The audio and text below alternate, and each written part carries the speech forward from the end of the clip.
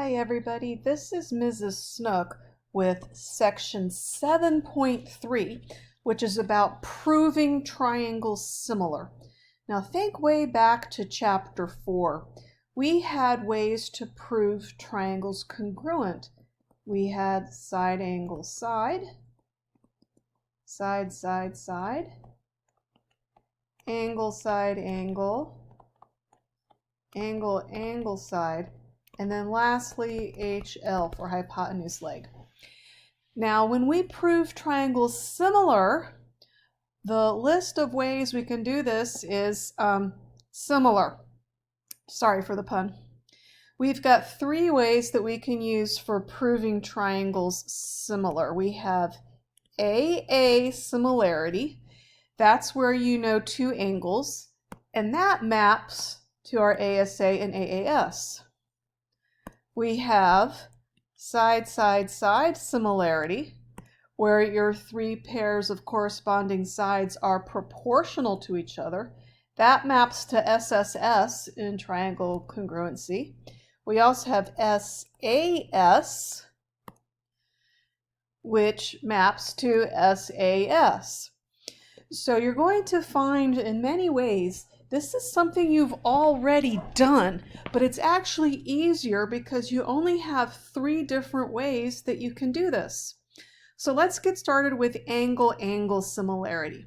Now, if two triangles are similar by angle-angle similarity, that means we have two pairs of corresponding angles that are congruent. So two pairs, congruent, corresponding angles.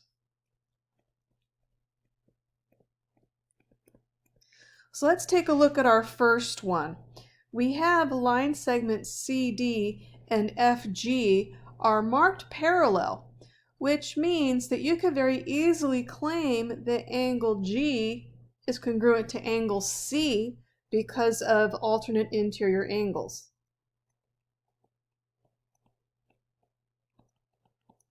So that's one pair of congruent angles. The other one that you can claim very easily is right here at E. We've got a bow tie in there, so we have vertical angles. So angle DEC is congruent to angle FEG, and that's by vertical angles. So right there, I can prove two pairs of angles are congruent, so therefore these triangles are similar by angle-angle similarity. Now let's take a look at another one.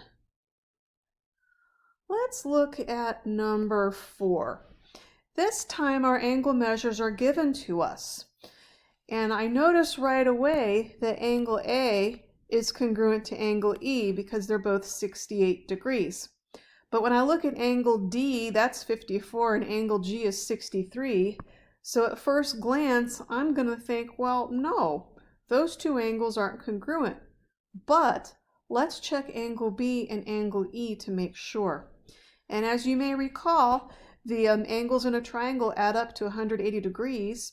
So in angle ABD, we can say 68 plus angle B plus 54 equals 180.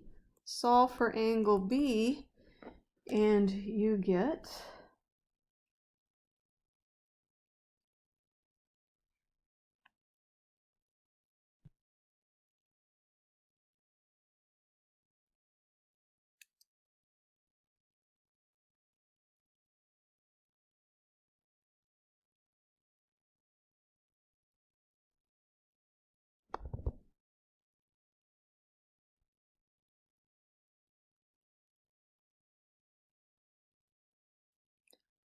a 58. So now let's check the other triangle, triangle GEF. So 63 plus angle E plus 68 equals 180. So I'm just going to do 180 minus that. And I get 49. So this is a case where no, these triangles are not similar by angle-angle similarity. Let's do one more. Number 6 is pretty easy. We already have angle P and angle Z marked congruent. So that's marked. And then right here is vertical angles in my bow tie. So I can easily get another pair of angles congruent. Angle QXP is congruent to angle YXZ. And that's because they're vertical. So this one is angle-angle similarity. All right, now let's look at side-side-side similarity. So what that means is if the 3 pairs of corresponding sides are proportional, then the triangles are similar. So they don't have to equal each other, they just have to be in the same proportion.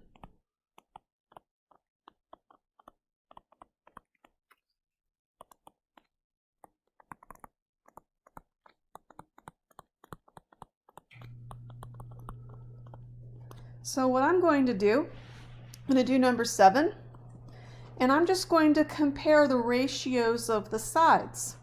So the smallest side on my first triangle is 9.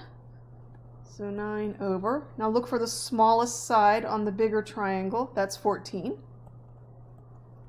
Now do the medium sides or the middle sides. And I have 13.5 and 21. And I'm going to do the large sides, 27 to 42. Now I'm going to see if these are really equal to each other. So I'm going to grab my calculator, 9 over 14, and I get a big gnarly decimal, 0.6428. Now I'm going to do 13.5 over 21 and see if I get the same decimal.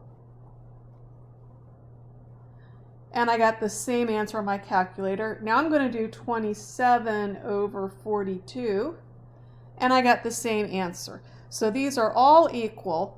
So this one is side-side-side similarity. Let's take a look at number 8. I'm going to take a look at our triangles. So here's our first triangle. These ones are overlapping. So our first one is that small one, and then our second one is this big one that I'm highlighting in green. And now what I'm going to do is the same thing. I'm going to set up my ratios and check to see if they're the same.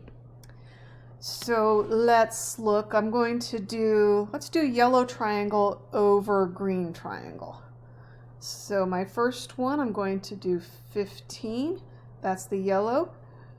The green would be 15 plus 6 or 21. I want to see if that is equal to, doing this next side, this is the side going down the left side, 20 to 28. So I just did 20 plus 8. See if that equals 40 over 56. So this one I think I could probably reduce pretty easily. If I pull a 3 out of my first ratio, I get 5 over 7. Pull a 4 out of our second one, I get 5 over 7.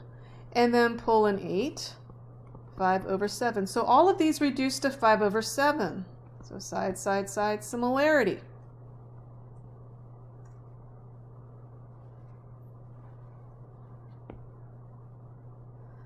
Now let's take a look at side angle side similarity. So for this, you need one congruent pair of angles, and they are sandwiched in between the sides.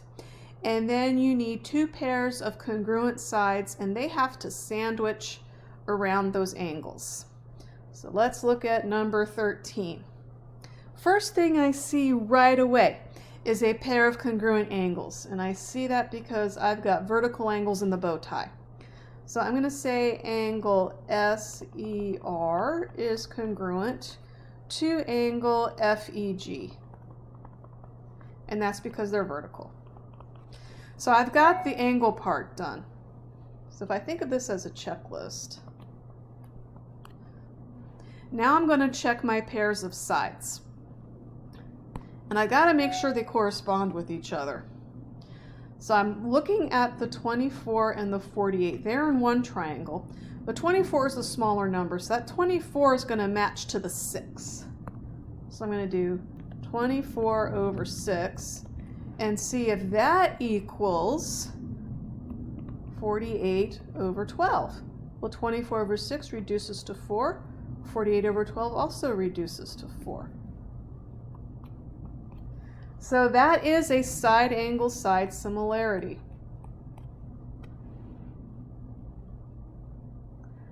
Let's look at some that are overlapping. I'm going to take a look at number 18. So I'm going to first identify my triangles. I'm going to do the small one in yellow. That's that one right there. And then I'm going to do the big one in green. First thing I notice right away is both of them have an angle L. So angle L is congruent to itself. That's a reflexive because it's overlapping. So I've got my angle already. So if I'm thinking side angle side, I'm going to check that. Now the next thing I'm going to do is check my proportions on the left and right side. And just be consistent. I'm going to again do yellow over green. So 30 over 30 plus 9 is 39. And I want to see if that equals 27 over 27 plus 7, which is 34. And I'm going to grab my calculator. 30 divided by 39, I get 0.76923. And then let's do 27 divided by 34. And on my calculator, I got a different decimal. I got 0.79. So these are not the same. So this is a no. These two are not similar by SAS. All right, that's it for today's lesson, everybody. Thanks for watching and have a great day.